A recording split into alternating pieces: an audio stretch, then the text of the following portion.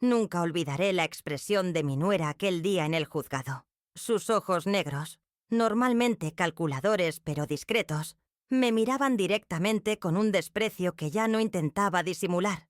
«Ella no merece nada, ni un rincón para morir», dijo con voz clara ante el juez Martínez.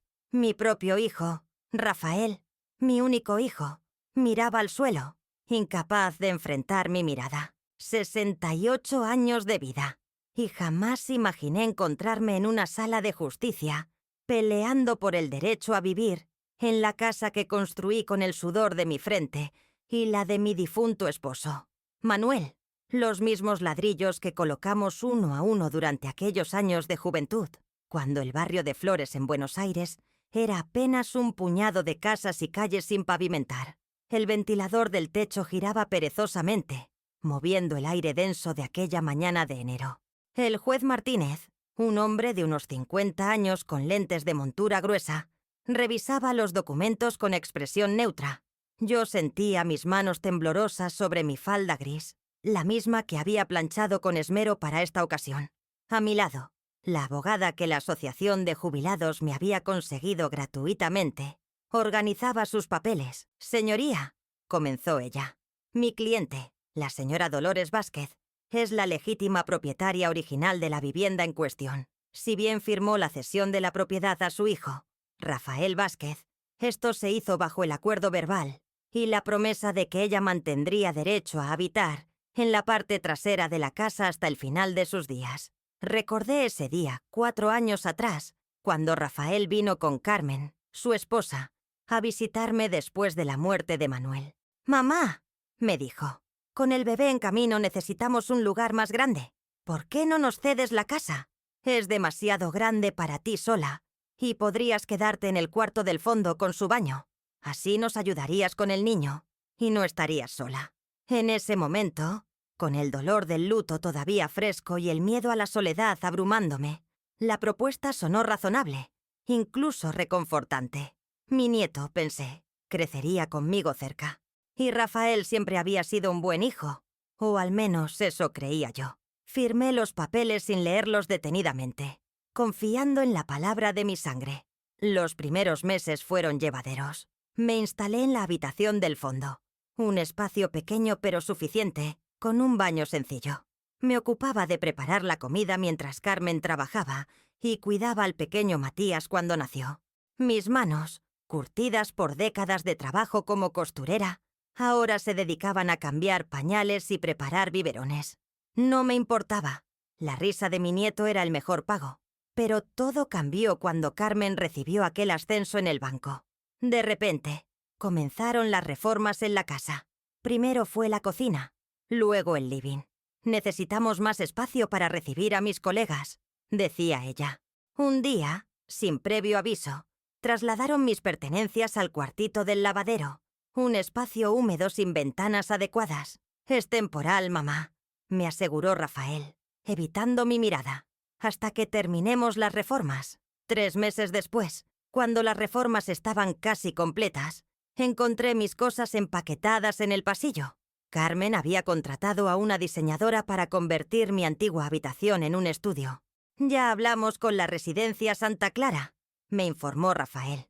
«Tienen un lugar para ti. Es un sitio muy lindo, con personas de tu edad». Cuando me negué, comenzaron las hostilidades. Primero fueron comentarios sutiles, luego el control de la comida, después las restricciones para usar el baño Kitty a ciertas horas para no molestar. Me prohibieron cocinar, alegando que mi comida Piri olía demasiado fuerte para las visitas de Carmen. Me prohibieron recibir a mis amigas porque alteraban la rutina de Matías. Mi nieto, que ya tenía 3 años, era alejado sistemáticamente de mí. «La abuela está enferma», le decían cuando preguntaba por mí, aunque mi salud estaba perfectamente bien para mi edad. La gota que colmó el vaso fue cuando cerraron con llave el baño del pasillo, obligándome a usar un baño químico que colocaron en el lavadero donde yo dormía. «Es por tu seguridad, para que no te caigas en la noche», fue la excusa. Esa noche, sola en mi rincón, con el ruido de una fiesta que celebraban en el living, lloré como no había llorado desde la muerte de Manuel. No por mí, sino por él. por lo que habría sentido al ver en lo que se había convertido nuestro hijo, al que criamos con tanto amor, con tantos sacrificios. Al día siguiente, con una determinación que no sabía que aún poseía, salí temprano y caminé hasta la asociación de jubilados del barrio. Dora, la encargada, me escuchó con atención y me presentó a Patricia, una abogada joven que trabajaba pro bono para casos como el mío. «Esto es más común de lo que cree, señora Dolores», me dijo con una mezcla de tristeza e indignación. «Pero tiene derechos y vamos a lucharlos». Así comenzó mi batalla. Una batalla que nunca pensé tener que librar. Una batalla contra mi propia sangre. La primera vez que vi a Carmen fue en la fiesta de graduación de Rafael. Ella era estudiante de intercambio. Venía de una familia acomodada de Córdoba y estudiaba economía. Recuerdo su postura erguida, sus movimientos calculados, la forma en que evaluaba todo con aquellos ojos oscuros y penetrantes. Cuando me la presentó, sentí un escalofrío inexplicable, pero lo atribuí a los nervios de conocer a la novia de mi hijo. Manuel, mi esposo, siempre más perceptivo que yo para juzgar a las personas, me susurró aquella noche: «Esa muchacha solo ve a nuestro Rafael como un escalón». Me enfadé con él por ser tan duro, tan prejuicioso. Ahora, sentada en aquella sala de audiencias viendo a Carmen testificar contra mí, no podía evitar pensar en cuánta razón había tenido. «La señora siempre ha sido conflictiva», declaraba ella ante el juez con voz educada pero firme. «Interfiere con la crianza de nuestro hijo. Critica constantemente nuestras decisiones y se niega a aceptar que ya no puede valerse por sí misma. Le ofrecimos una residencia de calidad, pagada por nosotros, pero se obstina en quedarse en una casa que legalmente ya no le pertenece». Cada palabra era como una puñalada. Lo peor era que mezclaba mentiras con verdades distorsionadas de tal manera que hasta yo comenzaba a dudar de mi propia memoria. ¿Realmente había sido tan ingrata? ¿Tan difícil de complacer? Mi mente viajó a los domingos de mi juventud, cuando la casa se llenaba con el aroma del asado que Manuel preparaba en el patio. Rafael correteando con sus amigos del barrio. Yo preparando ensaladas y llevando mate a mi esposo mientras él vigilaba la carne. Nuestra casa siempre había sido un lugar de puertas abiertas, de risas compartidas. Manuel era albañil, yo costurera. Ninguno terminó la escuela secundaria, pero nos prometimos que nuestro hijo tendría la educación que nosotros no pudimos tener. ¿Cuántas noches pasé cosiendo hasta la madrugada para pagar sus libros, su uniforme del colegio privado al que insistimos en enviarlo? ¿Cuántos trabajos extras tomó Manuel? ¿Cuántos fines de semana sacrificados en obras para clientes exigentes? Todo por Rafael, por darle un futuro mejor. Y lo logramos. Se graduó con honores. Consiguió una beca para la universidad. El orgullo que sentimos aquel día, viéndolo con su toga y birrete, compensaba todos los sacrificios. Señora Vázquez, la voz del juez me devolvió al presente. ¿Tiene usted algún documento que respalde el acuerdo verbal que menciona su abogada? Negué con la cabeza. En mi mundo, la palabra dada tenía valor. Nunca pensé que necesitaría probar por escrito una promesa hecha por mi propio hijo. Patricia, mi abogada, intervino. «Señoría, tenemos testimonios de vecinos que confirmarán el acuerdo verbal. Además, la señora Vázquez ha contribuido significativamente al cuidado de su nieto durante los últimos 4 años, lo que evidencia la naturaleza del arreglo familiar». El juez asintió y solicitó que pasaran los testigos. El primero fue Héctor, mi vecino de toda la vida, dueño de la panadería de la esquina. «Conozco a Dolores y a su familia desde hace más de 30 años», comenzó con su voz ronca de fumador. «Manuel y ella construyeron esa casa ladrillo por ladrillo. Después de que Manuel falleció, Rafael le dijo a todo el barrio que su madre viviría con ellos, que cuidarían de ella. Incluso presumía de lo bien que se portaba, diciéndonos a todos que así es como se honra a los padres. Mientras Héctor hablaba, observé a Rafael. Ya no miraba al suelo, sino que mantenía los ojos fijos en su celular, como si los recuerdos que evocaba el panadero no tuvieran nada que ver con él. ¿Dónde había quedado aquel niño que lloraba en mi regazo cuando se raspaba las rodillas? ¿El adolescente que me traía sus problemas buscando consejo? ¿El joven que juró cuidarme cuando Manuel nos dejó? Después de Héctor testificaron Marta, mi compañera de la asociación de costureras, Y el doctor, Pereira, el médico del barrio que atendió a toda la familia durante décadas. Todos corroboraron lo mismo. El acuerdo era que yo viviría en la casa hasta mi muerte. Durante el receso, me senté en un banco del pasillo del juzgado. Patricia había ido a buscar unos documentos a su oficina. Me sentía agotada, no físicamente, sino de alma.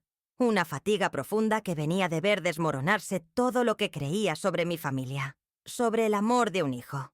«Abuela», una vocecita me sobresaltó.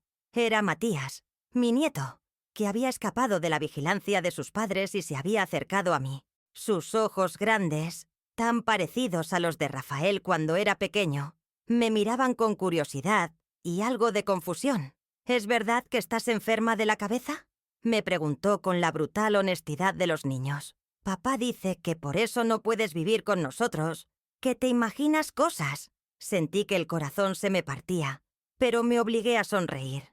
«No, mi amor, la abuela está bien de la cabeza. Solo estamos teniendo un desacuerdo sobre dónde debo vivir. Yo quiero que vivas con nosotros», dijo con simplicidad. «Extraño tus cuentos y tus tortas fritas». Antes de que pudiera responder, Carmen apareció y arrancó a Matías de mi lado con brusquedad. «Te dije que no hablaras con ella», le regañó, lanzándome una mirada glacial. «Solo quería ver a la abuela», protestó el niño. «Ella no es tu abuela», respondió Carmen con dureza. «Es solo una vieja egoísta que quiere quitarnos nuestra casa». Me quedé paralizada ante tal crueldad, dicha sin ningún reparo frente al niño. Matías me miró confundido mientras su madre lo arrastraba pasillo abajo.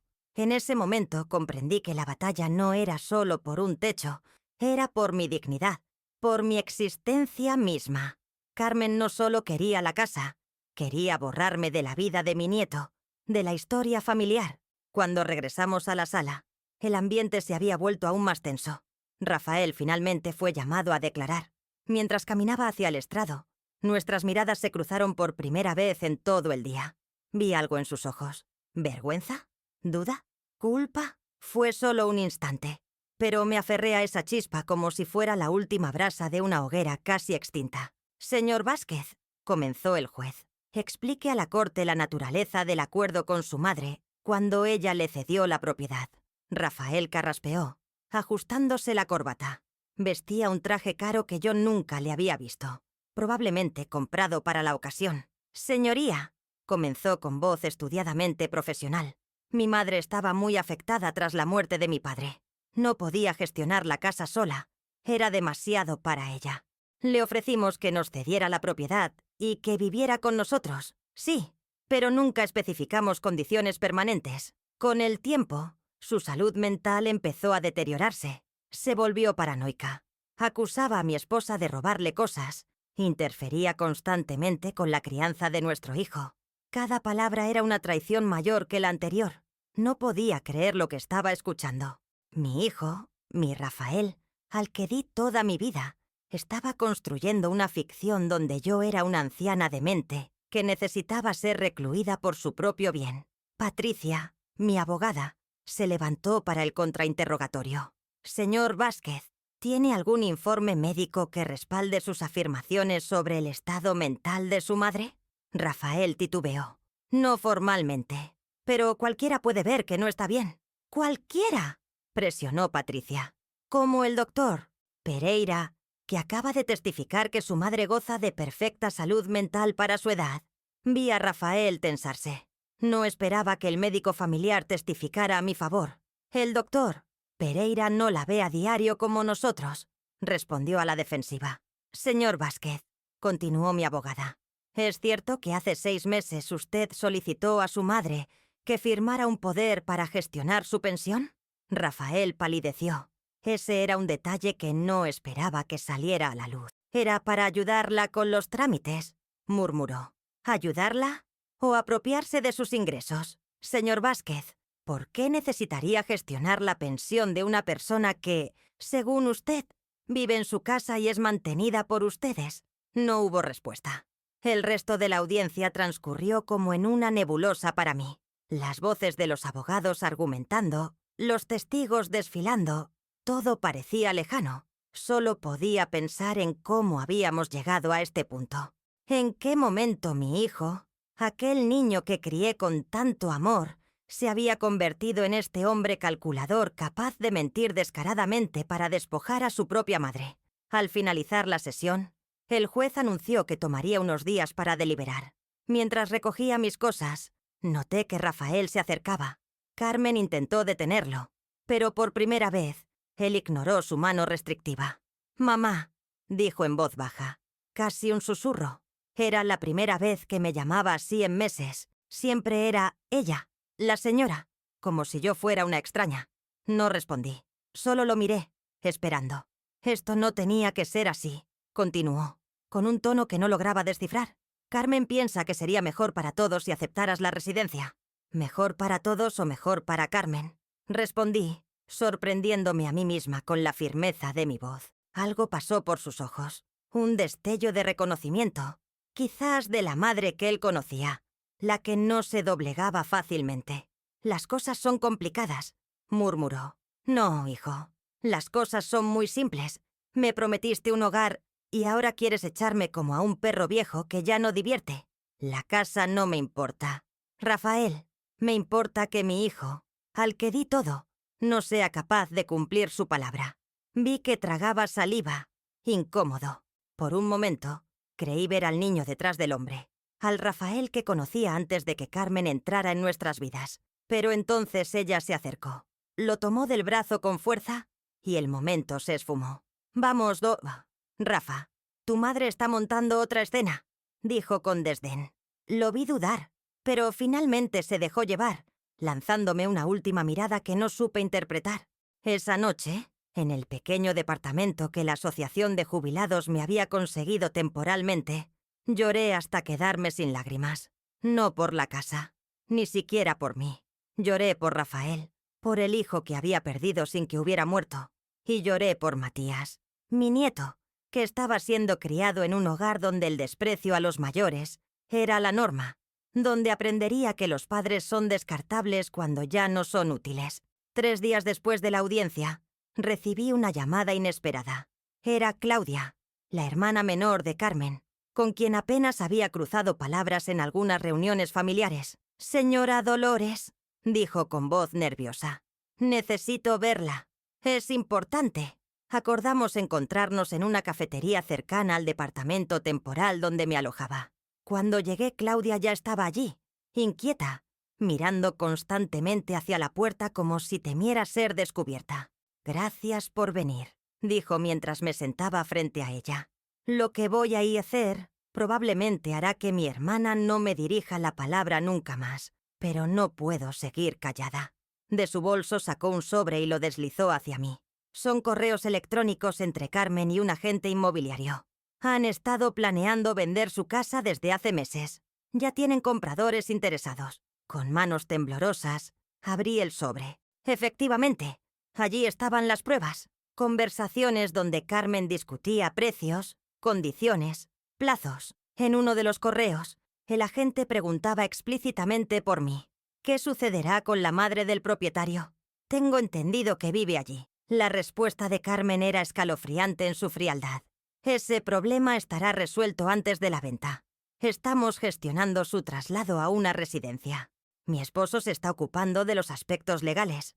Levanté la vista hacia Claudia, confundida. «¿Por qué me muestras esto? Carmen es tu hermana». Ella suspiró profundamente. «Mi madre murió cuando yo tenía 12 años. Carmen tenía 18 y se convirtió en mi tutora. Fue dura, controladora, pero me sacó adelante. Le debo mucho, pero lo que está haciendo con usted está mal, muy mal». Hizo una pausa y continuó con voz más baja. «Hace 2 semanas, cuando estaba en su casa cuidando a Matías, escuché a Carmen y Rafael discutiendo. Ella le decía que era hora de cortar por lo sano, que usted nunca aceptaría irse voluntariamente. Rafael respondía que no podía hacer eso, que era su madre. Y Carmen le dijo que si no tenía el valor de hacer lo necesario, ella se encargaría de todo». Un escalofrío me recorrió la espalda. ¿Hasta dónde sería capaz de llegar Carmen para deshacerse de mí? «Y más», continuó Claudia. «La supuesta residencia Santa Clara a la que quieren enviarte, fui a visitarla. No es el lugar agradable que describen.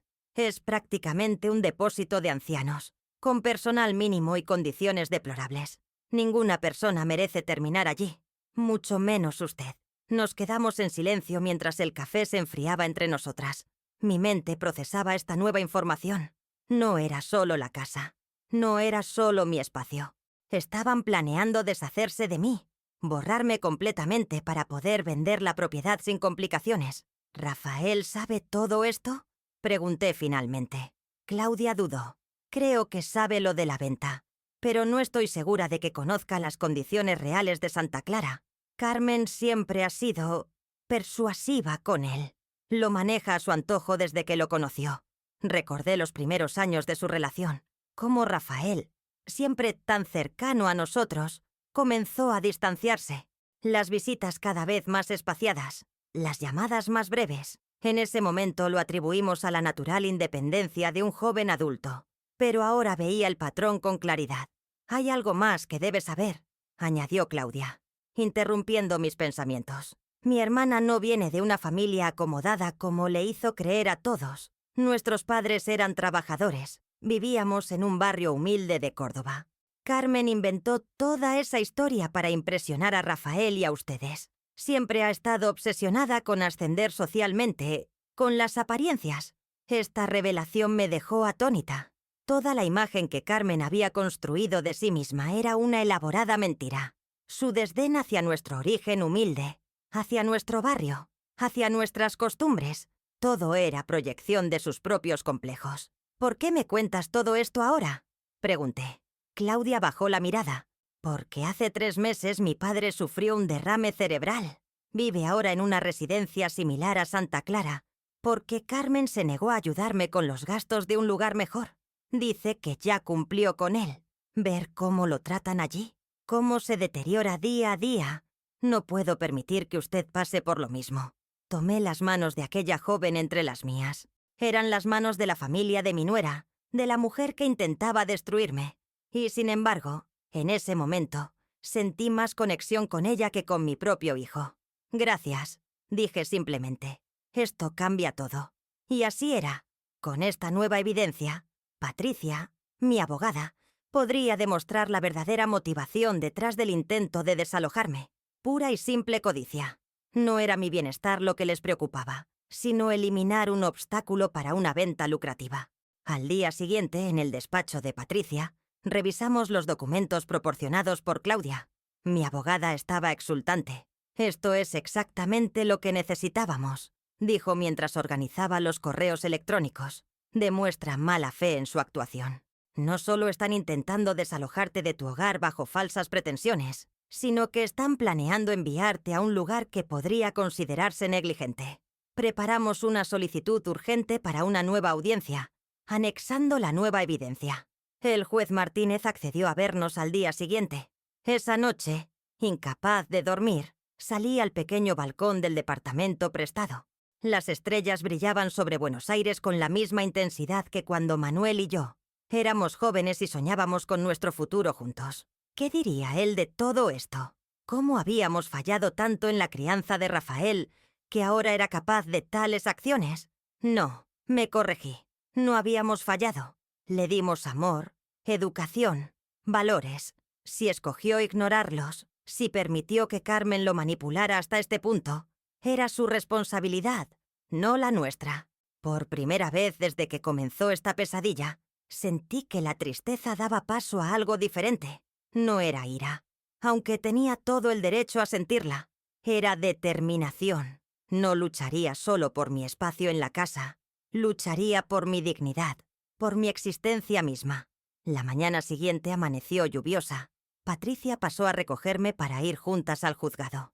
En el camino me puso al día sobre su estrategia. «Vamos a solicitar no solo que se respete tu derecho a permanecer en la casa, sino que se establezcan condiciones claras para ello. Un espacio definido, acceso completo a las áreas comunes, prohibición explícita de acoso o maltrato». Cuando llegamos al juzgado, Rafael y Carmen ya estaban allí con su abogado. La expresión de mi nuera era de absoluta confianza, como quien ya da por ganada la batalla. Rafael, sin embargo, parecía tenso, incómodo. Al vernos entrar, Carmen se inclinó para susurrarle algo. Él asintió mecánicamente, pero noté que sus ojos me seguían mientras avanzaba por el pasillo. La audiencia comenzó puntualmente. El juez Martínez, tras revisar la nueva documentación, miró severamente a Rafael y Carmen. «Señores Vázquez, ¿tienen alguna explicación para estos correos electrónicos? ¿Planean vender la propiedad?» Su abogado intentó intervenir, pero Carmen se adelantó. «Señoría, esos correos fueron obtenidos ilegalmente. Es una invasión de nuestra privacidad. La forma en que se obtuvieron puede discutirse», respondió el juez con frialdad. «Pero su contenido es lo que me preocupa en este momento. ¿Es cierto que planean vender la casa sin conocimiento de la señora Vázquez, quien, según testimonios anteriores, tenía un acuerdo para residir allí?» Rafael miró a Carmen, luego al juez, y finalmente a mí. Vi en sus ojos algo que hacía tiempo no veía. Conflicto interno. «Sí», admitió finalmente, ignorando la mirada fulminante de Carmen. «Recibimos una oferta muy buena y pensamos aceptarla». «¿Y la residencia Santa Clara?», preguntó el juez. «¿Conocen las condiciones de ese lugar?». Esta vez, Rafael pareció genuinamente confundido. «Me dijeron que era un lugar excelente, con actividades recreativas, atención médica permanente». Patricia intervino. «Señoría, tenemos documentación sobre las condiciones reales de Santa Clara. Incluso hay denuncias formales por negligencia». Mientras mi abogada presentaba los informes, observé a Rafael. La confusión en su rostro daba paso lentamente al horror. Realmente no sabía. Carmen le había mentido también a él. El juez revisó los documentos en silencio. Finalmente, levantó la vista y se dirigió directamente a Rafael. «Señor Vázquez, su madre le cedió la casa que construyó con su padre, confiando en su palabra de que tendría un lugar donde vivir sus últimos años. Ahora pretende enviarla hacia un sitio con condiciones cuestionables para poder vender la propiedad. ¿Entiende la gravedad moral, no ya legal, de sus acciones?». Rafael no respondió inmediatamente.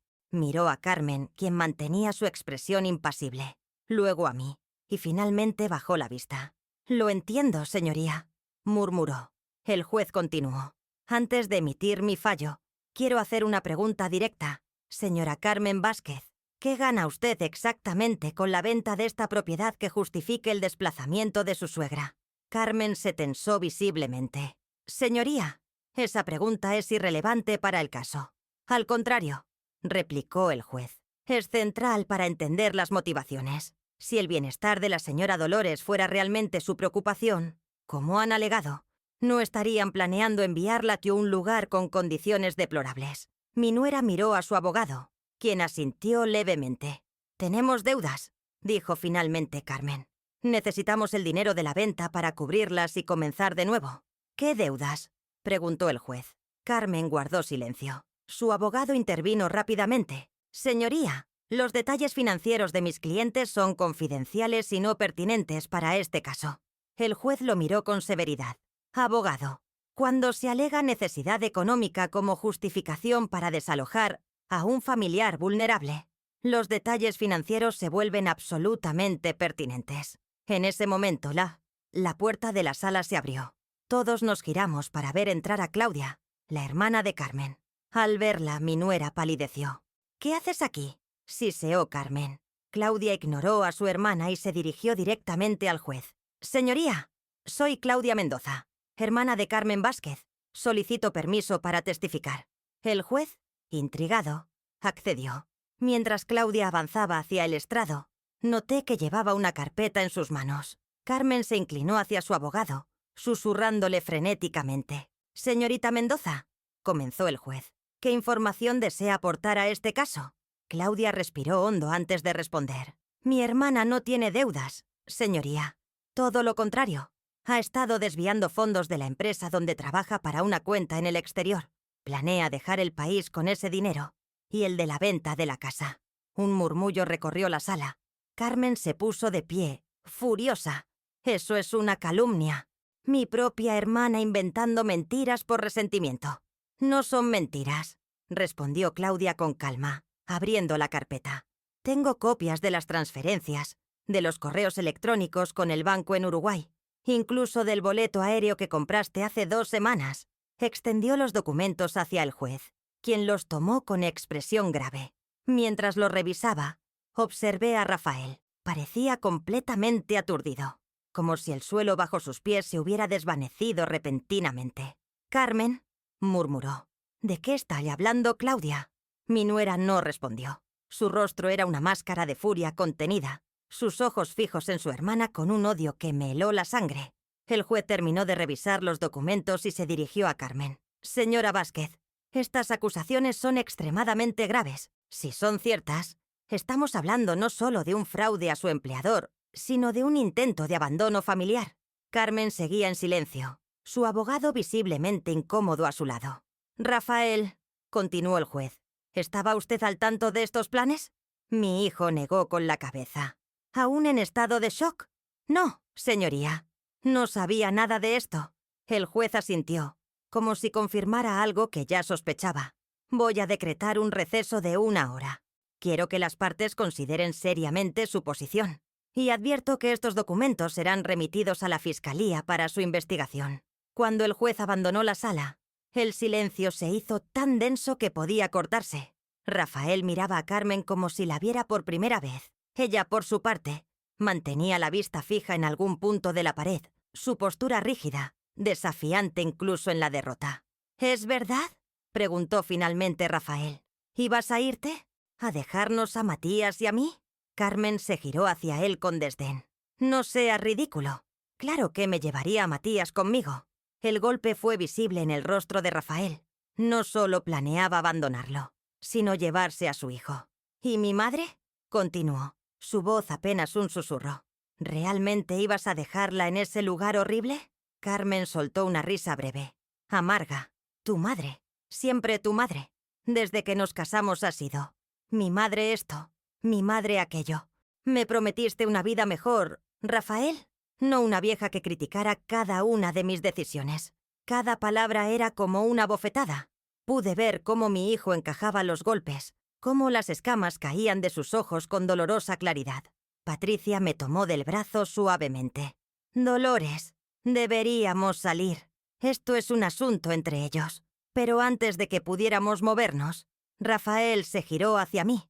En sus ojos vi algo que hacía tiempo no veía. A mi hijo, al verdadero Rafael, no al títere en que Carmen lo había convertido. «Mamá», dijo con voz quebrada. Lo siento tanto». Sentí que las piernas me fallaban. Patricia me sostuvo mientras Rafael se acercaba, dudando, como un niño que teme ser rechazado.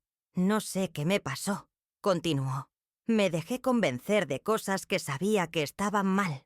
Permití que te trataran como si no importaras, cuando has sido la persona que más me ha amado en toda mi vida».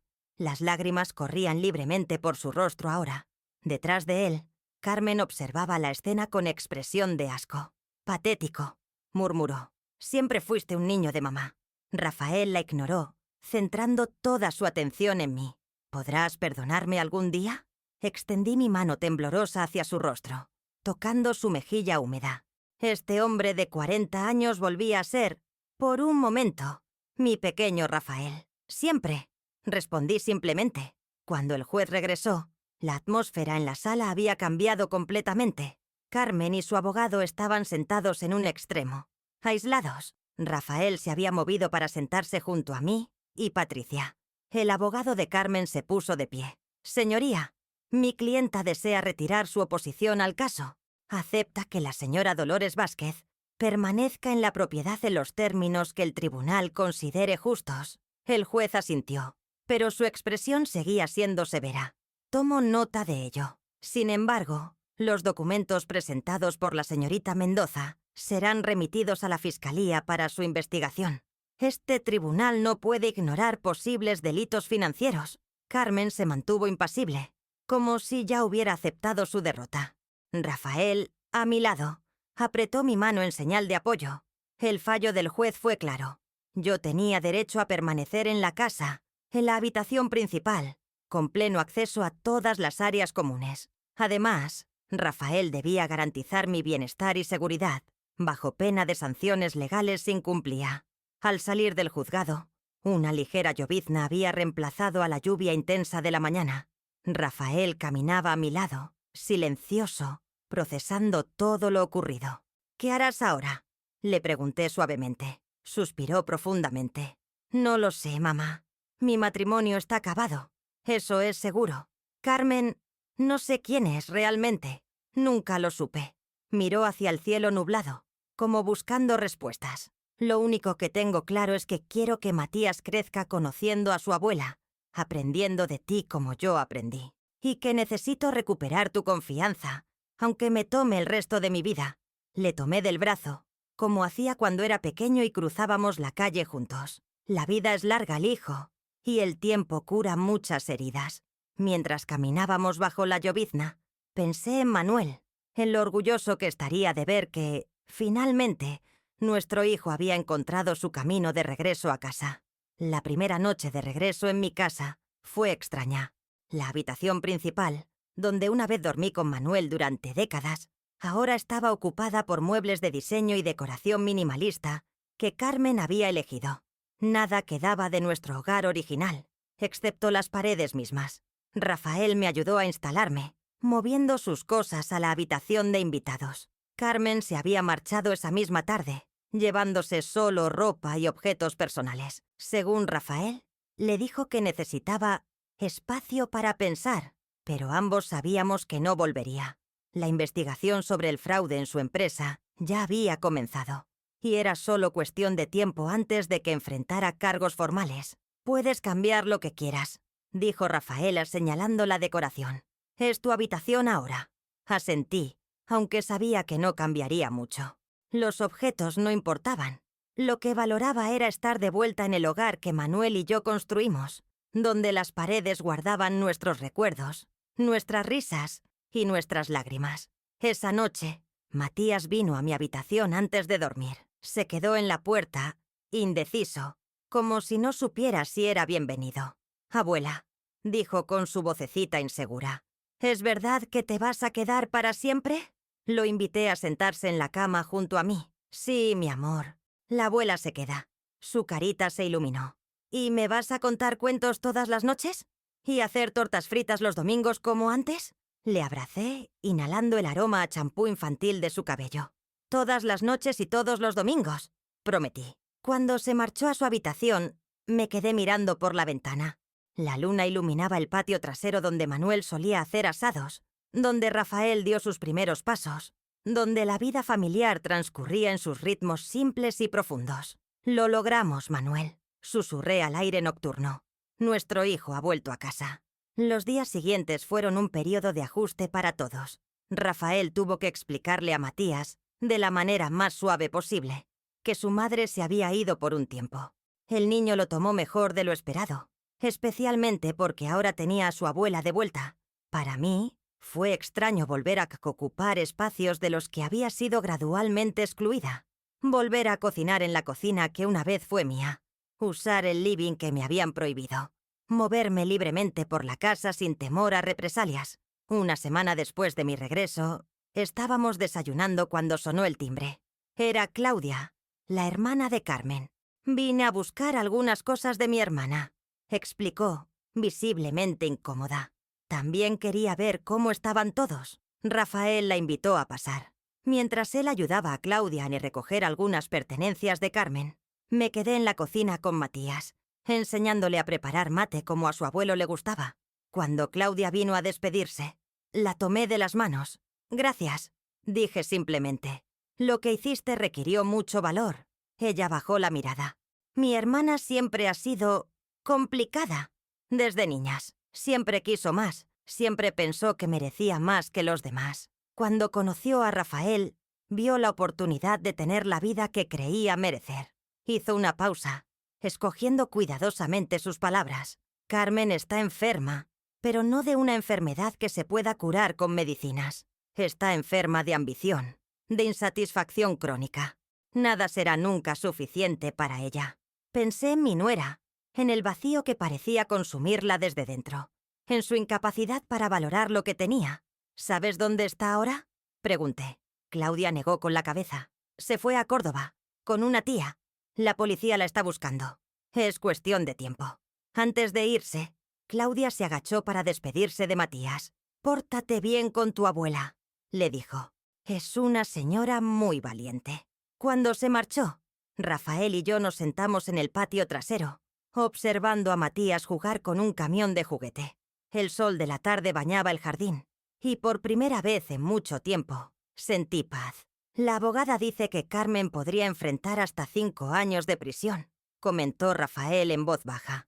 El fraude era mayor de lo que pensábamos. No respondí. No sentía alegría por el destino de Carmen, solo una profunda tristeza por todo el daño causado, por el tiempo perdido, por las heridas que tardarían en sanar. He estado pensando, continuó Rafael, en lo que dijiste en el juzgado, sobre cómo me criaron con amor y valores, y cómo escogí ignorarlos. Tenías razón. Se pasó una mano por el cabello, gesto que heredó de su padre. Durante años me convencí de que hacía lo correcto, que estaba progresando, dejando atrás un pasado humilde. Carmen me hizo creer que el éxito significaba distanciarse de los orígenes, especialmente si eran sencillos. No hay nada de malo en querer progresar, hijo, respondí. Tu padre y yo siempre quisimos que tuvieras más oportunidades que nosotros, pero el progreso verdadero no está en negar de dónde vienes, sino en honrarlo mientras avanzas. Rafael asintió, pensativo. Sabes, cuando Carmen apareció en mi vida, me deslumbró. Su elegancia, su ambición, tan diferente a todo lo que conocía, me hizo sentir que podía ser más, tener más. Pero con el tiempo, esa ambición se volvió tóxica. Nada era suficiente. Siempre había que aparentar, que competir. Y en el proceso, añadí suavemente, te alejaste de quién eras realmente. Sí, admitió. Me convertí en alguien que ni siquiera reconozco. Alguien capaz de tratar a su propia madre como lo hice contigo. Las lágrimas asomaron a sus ojos. No eran lágrimas de autocompasión, sino de genuino arrepentimiento. Lo siento tanto, mamá. Cuando pienso en cómo te tratamos, en las humillaciones, en obligarte a dormir en el lavadero. Le puse una mano en el hombro, interrumpiéndolo. Ya pasó, Rafael. Ahora estamos aquí, juntos. Es lo que importa. Matías se acercó corriendo, mostrando orgulloso una hoja que había recogido del jardín. Miren, es igual a la del dibujo del abuelo. Rafael y yo nos miramos, confundidos. ¿Qué dibujo, mi amor?, pregunté. El que está escondido detrás del armario. Vi cuando papá lo guardaba el otro día. Rafael pareció sorprendido. Ah, ese. Encontré algunos dibujos de papá cuando estaba reorganizando mis cosas. No sabía que los habías guardado, mamá. No lo hice, respondí intrigada. Tu padre guardaba sus dibujos en su caja de herramientas, pero pensé que se habían perdido cuando... Me detuve, recordando.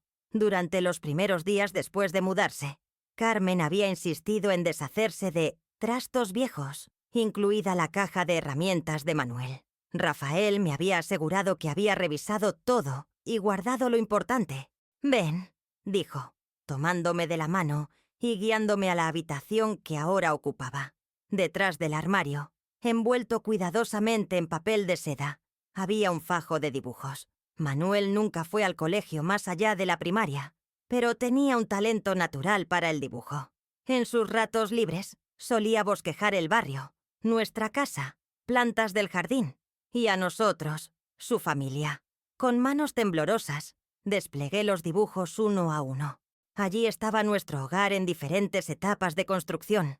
El árbol de mandarina que plantamos juntos. Rafael de niño jugando en el patio. Yo cosiendo junto a la ventana.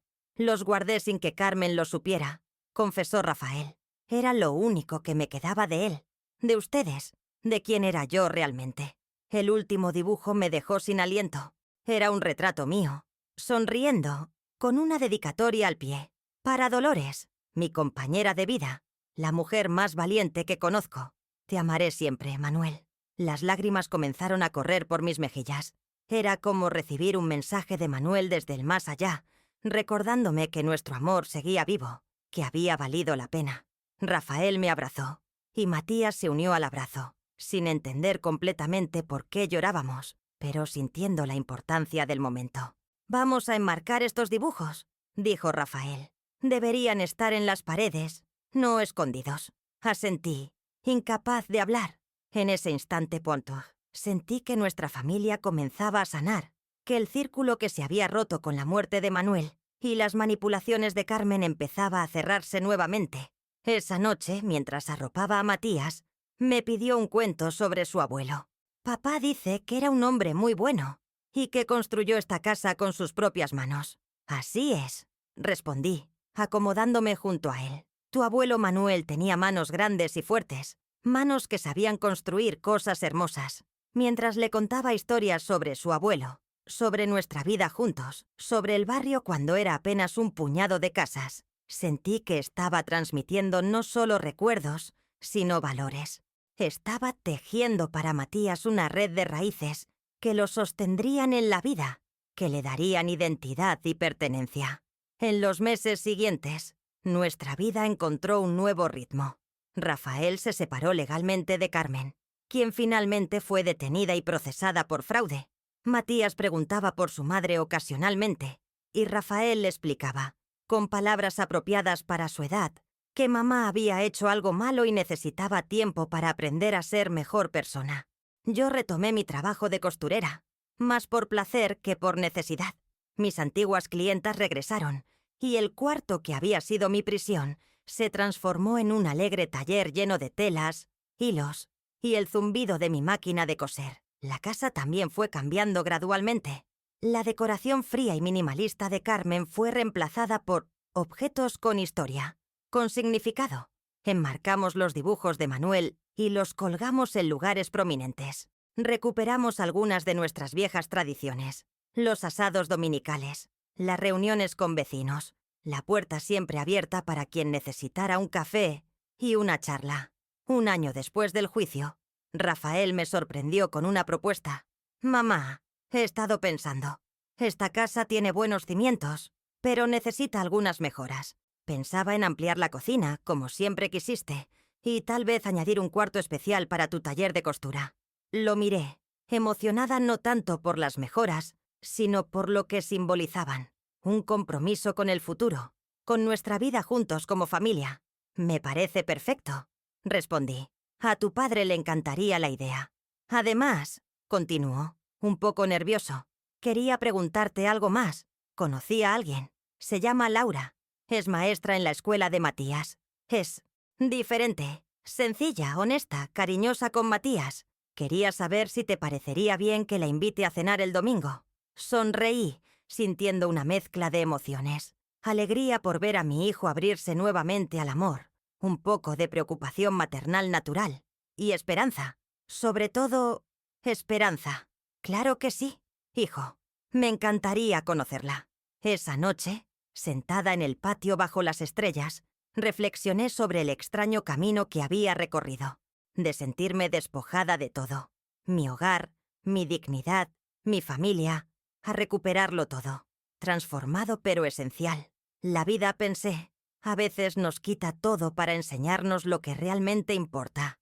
La casa que Manuel y yo construimos seguía en pie, no solo en sus paredes físicas, sino en los valores que habíamos plantado, que habían resistido la tormenta y ahora florecían nuevamente.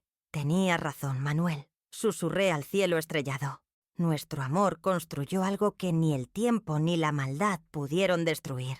2 años después de aquel juicio que cambió nuestras vidas, la casa volvía a estar llena de vida y de risas. La expansión de la cocina había resultado en un espacio luminoso y acogedor, donde todos nos reuníamos naturalmente.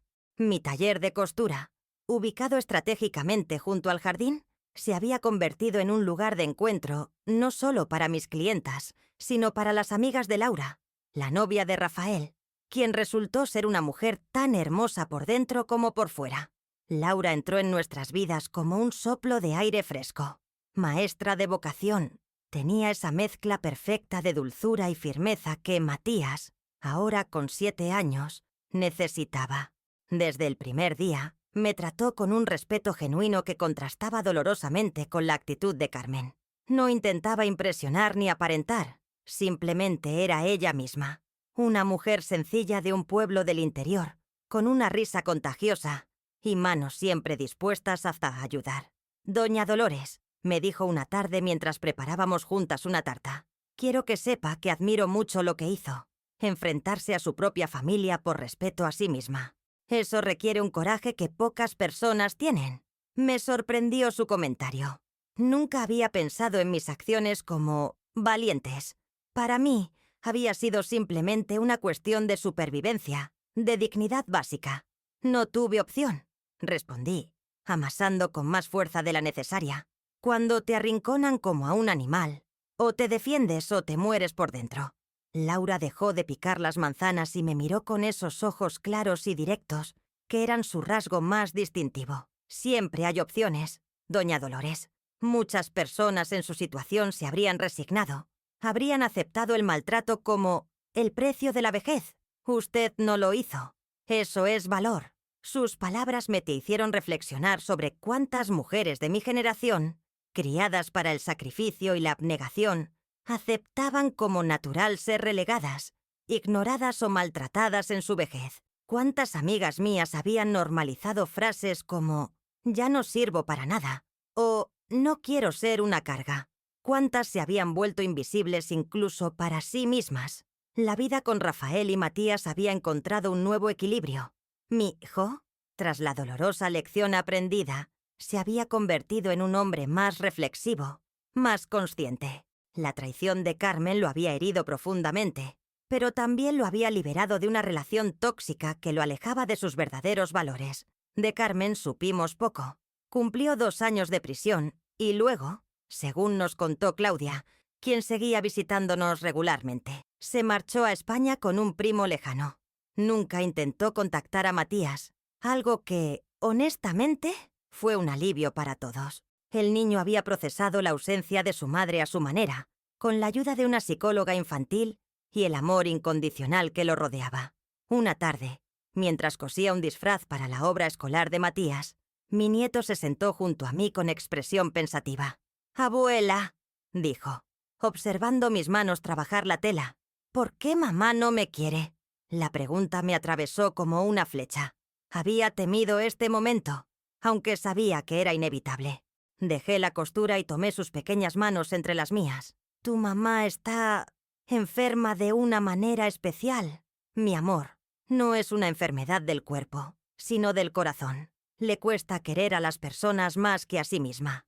Matías asintió, procesando mis palabras con esa sabiduría peculiar que tienen los niños, como la bruja de Blancanieves que solo se quería a sí misma en el espejo. Sonreí ante la comparación. «Algo así, pero eso no significa que tú no seas digno de ser querido. Todo lo contrario. Eres tan valioso, tan especial, que todos los demás te queremos el doble para compensar». Me miró con esos ojos idénticos a los de Rafael cuando niño. «Tú nunca te irás, ¿verdad, abuela?». Le abracé con fuerza. «Solo cuando sea muy, muy viejita y el cielo me llame. Pero incluso entonces, mi amor por ti seguirá aquí, en esta casa, en tus recuerdos». Pareció satisfecho con mi respuesta y regresó a sus juegos. Lo observé alejarse, maravillada por su resiliencia, por su capacidad de procesar el dolor y seguir adelante. Esa noche, Rafael me anunció que él y Laura habían decidido casarse. La boda sería sencilla, en el patio de nuestra casa, con solo familiares y amigos cercanos. «Quiero hacer las cosas bien esta vez, mamá», dijo, con una determinación que me recordó a Manuel. Una boda sincera, sin pretensiones, rodeados de las personas que realmente nos quieren. El día de la boda amaneció radiante, como si el cielo mismo bendijera la unión. Transformamos el patio en un pequeño paraíso con guirnaldas de flores y luces. La ceremonia fue oficiada por el hermano de Laura, un cura joven de sonrisa amable. Mientras veía a mi hijo prometer amor eterno a esta mujer sencilla y genuina, no pude evitar pensar en mi propio matrimonio. Manuel y yo nos casamos con la misma sencillez, con la misma certeza tranquila de que estábamos haciendo lo correcto. Durante la celebración, me senté un momento a descansar bajo el viejo árbol de mandarina. Laura se acercó y se sentó junto a mí, radiante en su vestido blanco de corte sencillo. «Gracias», dijo tomando mis manos, «por criar a un hombre capaz de amar de verdad». Sentí las lágrimas asomar a mis ojos. «Gracias a ti por verlo, por valorarlo como es». Miramos juntas hacia donde Rafael jugaba con Matías y otros niños, riendo como hacía años no lo veía reír. «¿Sabe?», continuó Laura, Cuando conocí a Rafael estaba herido, desconfiado. Me contó todo lo sucedido con Carmen. Con usted. Me dijo que su mayor miedo era haberse convertido en alguien incapaz de amar correctamente. Hizo una pausa, su mirada fija en mi hijo. Pero detrás de ese miedo vi a un hombre con un corazón enorme, dispuesto a aprender de sus errores, a reconstruirse. Y supe que ese era el hombre con quien quería compartir mi vida. La abracé, agradecida por su intuición, por su capacidad de ver más allá de las cicatrices. Serán muy felices, le aseguré. Lo sé aquí, señalé mi corazón. La vida siguió su curso con esa mezcla de rutina y sorpresas que constituye la existencia humana. Laura quedó embarazada pocos meses después de la boda, llenando la casa de expectativa y alegría. Matías estaba emocionado ante la perspectiva de tener un hermanito o hermanita. Una tarde, mientras Laura descansaba y Rafael había llevado a Matías a su práctica de fútbol, recibí una visita inesperada. Era el juez Martínez, aquel que había presidido nuestro caso 2 años atrás. «Espero no importunar», dijo cuando le abrí la puerta, sorprendida. Pasaba por el barrio y recordé su dirección. Lo invité a pasar, intrigada por su visita. Nos sentamos en la cocina renovada, donde le ofrecí café recién hecho. «Quería saber cómo estaba», explicó, observando la casa con aprobación. Su caso me impactó particularmente. Veo muchas disputas familiares en mi juzgado, pero pocas personas con su dignidad y fortaleza. Me sentí halagada por sus palabras, aunque también un poco incómoda. Solo hice lo que cualquiera hubiera hecho en mi lugar. Su señoría. El juez negó con la cabeza. Ahí se equivoca, señora Dolores. No todos luchan por su dignidad como usted lo hizo. Muchos se rinden, aceptan el maltrato, se convencen de que merecen menos por ser mayores. Sus palabras resonaron con lo que Laura me había dicho tiempo atrás. Quizás ambos tenían razón. Quizás había habido más valentía en mis acciones de lo que yo misma reconocía. Su caso, continuó el juez, me hizo implementar un programa especial en el juzgado para atender disputas familiares que involucran a adultos mayores. Lo llamamos Programa Dignidad. Ahora contamos con un equipo de trabajadores sociales y abogados pro bono dedicados específicamente a estos casos. Me contó que desde su implementación habían ayudado a docenas de ancianos en situaciones similares a la mía, despojados de sus propiedades, maltratados por familiares, relegados a condiciones indignas. Usted sembró algo importante, señora Dolores, concluyó. Su valentía está dando frutos que quizás nunca imaginó. Cuando el juez se marchó, me quedé pensando en sus palabras, en cómo nuestras acciones, incluso las nacidas de la desesperación, pueden tener repercusiones que se extienden mucho más allá de nosotros mismos. Semanas después, recibí una invitación de la Asociación de Jubilados para compartir mi experiencia con otras mujeres mayores. Al principio dudé, incómoda ante la idea de hablar en público, de exponerme, pero Rafael y Laura me animaron. «Tu historia puede ayudar a otras, mamá», insistió Rafael. «Puede darles el valor que necesitan para defenderse». Acepté finalmente. La charla tuvo lugar en el salón comunitario del barrio. Esperaba encontrar unas pocas personas, pero el lugar estaba lleno. Mujeres de mi edad, algunas acompañadas por sus hijas o nietas, incluso algunos hombres mayores. Con voz temblorosa al principio, luego más firme, conté mi historia. Hablé de la cesión de la casa, del maltrato gradual, de cómo fui perdiendo espacios y derechos hasta verme confinada a un rincón. Narré el juicio, la revelación de las verdaderas intenciones de Carmen, la reconciliación con Rafael. Cuando terminé, hubo un silencio profundo, luego un aplauso sostenido. Muchas mujeres lloraban, reconociéndose en mi relato. Algunas se acercaron después a compartir sus propias historias, a pedir consejo, a agradecer. Una señora de unos 80 años, apoyada en un bastón, me abrazó con fuerza. «Gracias», susurró. Después de escucharla, sé que no estoy loca. Lo que me hacen no está bien, y tengo derecho a luchar. Ese día nació algo nuevo en mí. La conciencia de que mi experiencia personal podía ser una herramienta para el cambio colectivo. Con el apoyo de Patricia, mi antigua abogada, y el juez Martínez, comenzamos un grupo de apoyo para adultos mayores en situación de vulnerabilidad familiar. Dignidad en la vejez, lo llamamos. Nos reuníamos semanalmente en el salón comunitario. A veces éramos pocos, otras veces el lugar se llenaba.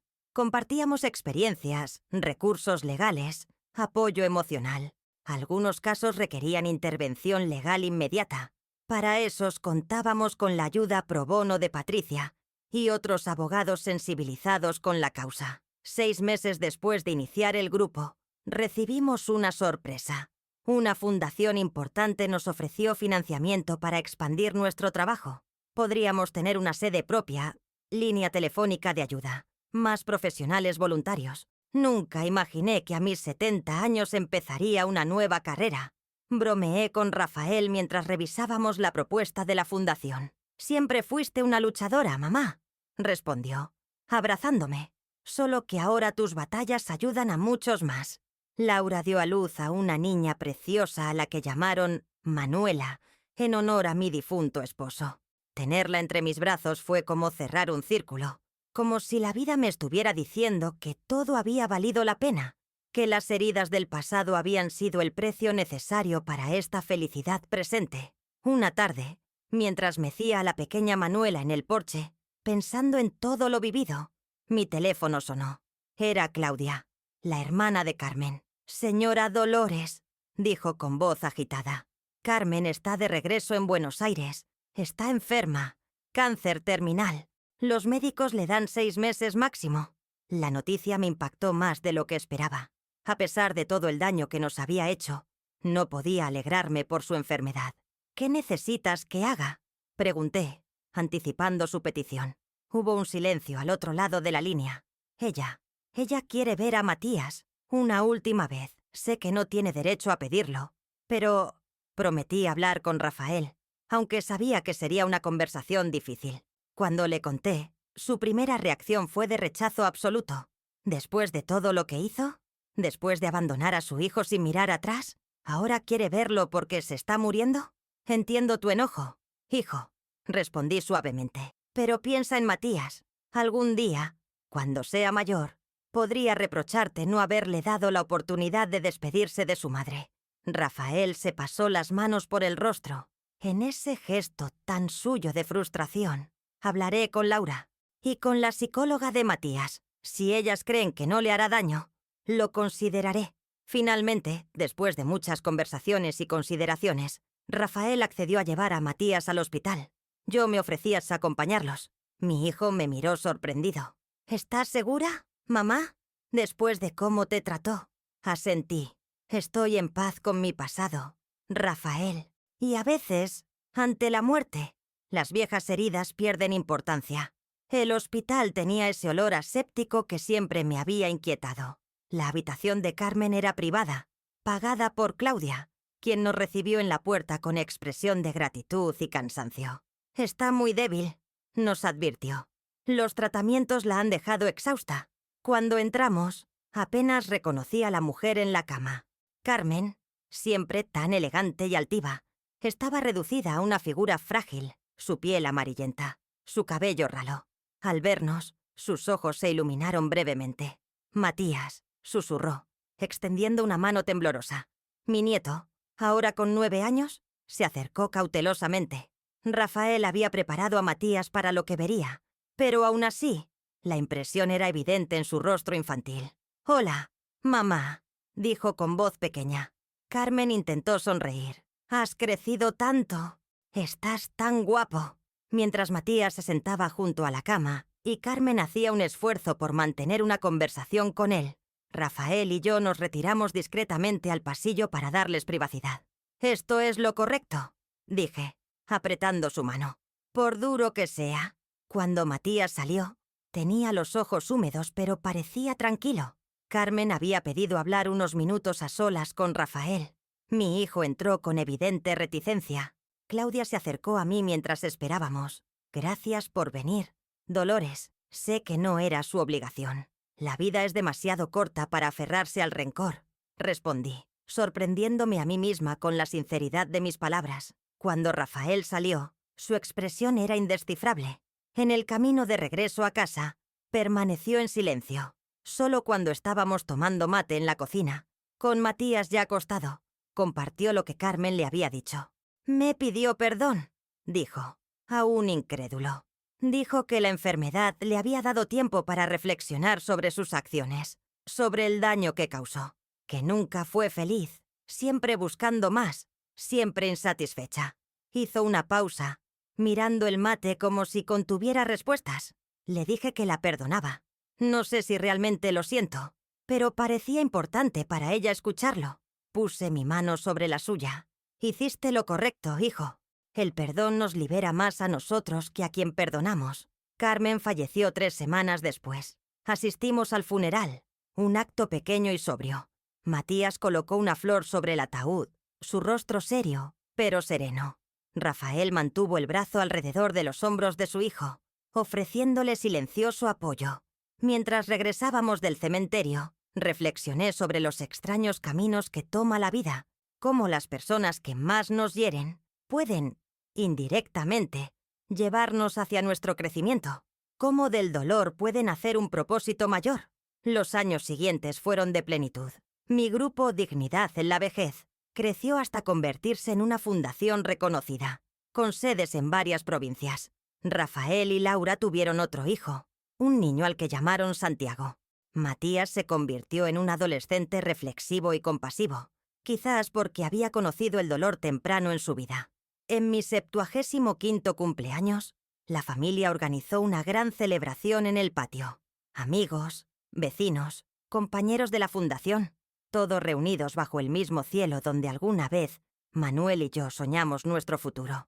Durante la fiesta, mientras observaba a mis nietos jugar, a Rafael y Laura conversar con los invitados, a las mujeres de mi grupo compartiendo historias de superación, sentí una profunda gratitud. La vida me había quitado mucho, pero también me había dado abundantemente. Rafael se acercó con una copa en la mano. «Por ti, mamá», brindó, «por enseñarnos que la dignidad no tiene edad, que nunca es tarde para defenderse, para reconstruirse». Levanté mi copa, emocionada. «Por la familia», respondí, «la que se va, la que queda, la que construimos cada día con nuestras decisiones». Esa noche, antes de dormir, miré por la ventana el cielo estrellado, el mismo que había contemplado con Manuel tantas veces. Pensé en aquel día en la sala del juez, cuando mi nuera dijo, «Ella no merece nada, ni un rincón para morir». Cuán equivocada estaba. Todos merecemos un lugar digno donde vivir y morir. Todos merecemos respeto, independientemente de nuestra edad. Todos merecemos que nuestra voz sea escuchada, que nuestra presencia sea valorada. Esta es la lección que aprendí en mis años de lucha, que la dignidad no es un privilegio, es un derecho, y que defenderla, aunque sea doloroso, aunque sea aterrador, nos permite no solo sobrevivir, sino renacer, transformados, fortalecidos, capaces de tender la mano a otros que aún caminan en la oscuridad. Desde aquella sala de audiencias hasta hoy, mi vida ha sido un testimonio de esta verdad sencilla pero poderosa. Y mientras el sueño me reclama, sonrío al pensar que, de alguna manera, Manuel lo sabía, siempre lo supo. Por eso me llamaba Sikiu, la mujer más valiente que conozco, porque veía en mí una fortaleza que yo misma tardaría décadas en descubrir. Tenía razón, mi amor. Susurro al viento nocturno. Como siempre,